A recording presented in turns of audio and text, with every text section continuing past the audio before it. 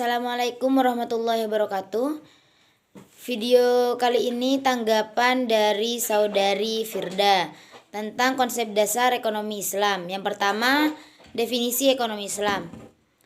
Ilmu ekonomi adalah sebuah cabang ilmu yang membahas tentang perilaku manusia dalam memenuhi kebutuhannya dan memuaskan untuk mencapai falah berdasarkan pada prinsip dan nilai-nilai Al-Quran, sunnah, ijma, dan qiyas. Bagaimana manusia dalam memenuhi kebutuhannya, misalnya kebutuhan makan, pakaian, dan lain-lain. Dalam kebutuhan makan harus diperhatikan kehalalannya, bukan hanya sekedar enak, tetapi harus mengandung gizi dan halal, baik dari proses pembuatannya dan makanannya. Sumber-sumber hukum Islam ada 4. Yang pertama Al-Quran, As-Sunnah, Ijma, dan Qiyas.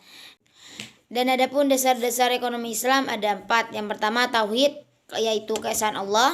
Yang kedua As-Siddiq dan amanah, jujur dan bertanggung jawab. Yang ketiga mengakui hak milik umum atau individu. Dan yang terakhir al-adalah atau keadilan.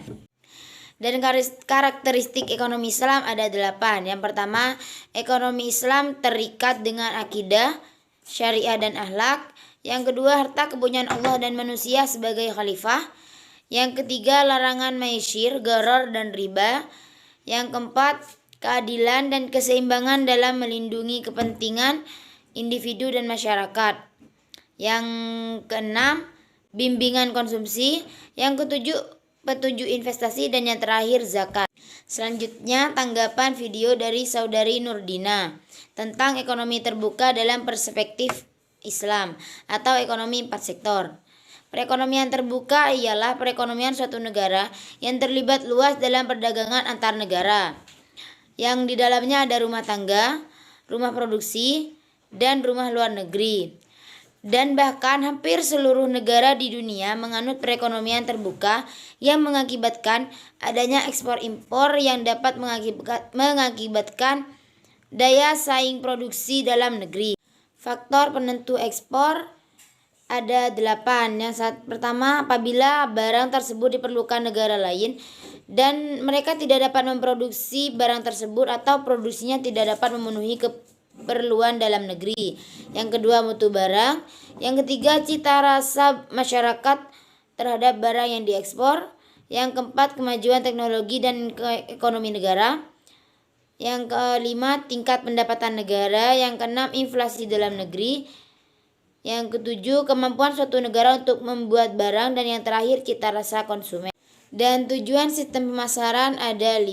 Yang pertama, memaksimumkan konsumsi. Yang kedua, memaksimumkan kepuasan konsumsi.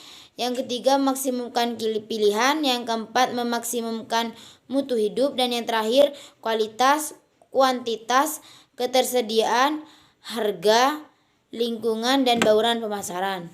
Selanjutnya, tanggapan video dari saudari Asrofu Alvin tentang ekonomi tertutup dengan kebijakan pemerintah atau ekonomi 3 sektor.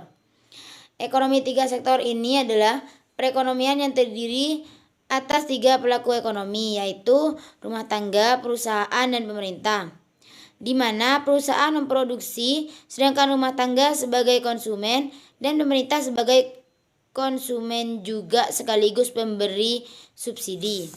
3 jenis aliran baru dalam ekonomi 3 sektor. Yang pertama, pembayaran pajak oleh rumah tangga dan perusahaan kepada pemerintah. Pembayaran pajak tersebut menimbulkan pendapatan kepada pihak pemerintah, merupakan sumber pendapatan pemerintah yang terutama. Yang kedua, pengeluaran dari sektor pemerintah ke sektor perusahaan. Aliran ini menggambarkan nilai pengeluaran pemerintah atas barang-barang dan jasa yang diproduksi oleh sektor perusahaan.